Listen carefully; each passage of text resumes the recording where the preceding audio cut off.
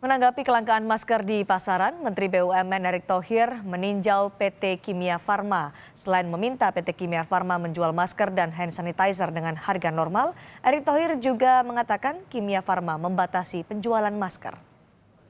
Tinjauan ini dilakukan terkait dengan melonjaknya harga masker dan hand sanitizer akibat meningkatnya permintaan. Menteri BUMN Erick Thohir menyatakan Apotek Kimia Farma membatasi pembelian masker sebanyak 2 lembar masker per orang. Harganya pun dibanderol Rp2.000 per masker. Erick Thohir menyatakan masker dan antiseptik di Apotek Kimia Farma saat ini masih tersedia. Ia tidak ingin perusahaan BUMN memanfaatkan peluang di tengah mewabahnya virus corona di Indonesia. Juga saya udah cek masker, ya kan, ini buat antiseptik semua ada.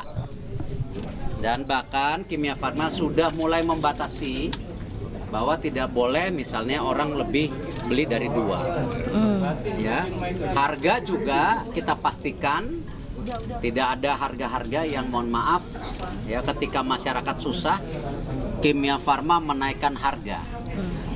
Nah, itulah fungsinya kita BUMN hadir untuk rakyat, ya sesuai dengan visi Presiden. Kalau Kimia Farma, saya hanya bisa ngomong Kimia Farma dengan outletnya 1.300, kita memastikan ya tersedia dan hadir buat masyarakat dan harganya tidak di markup. Berapa sih Pak? Berapa harganya? Satu kotak berapa?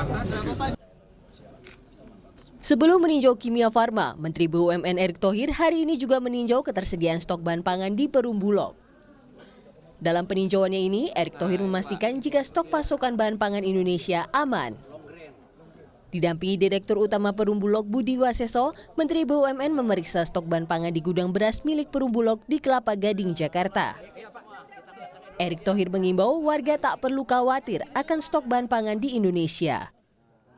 Bahwa kita ingin masyarakat, rakyat jelas kondisi kita aman, pemerintah hadir, ada coronavirus, kalau kita bersatu, kita nggak heboh-heboh, ya ada jalan keluar. Sama juga Lebaran sudah dekat, ya kita pastikan juga stoknya ada, panen raya juga cepat, kita akan balance.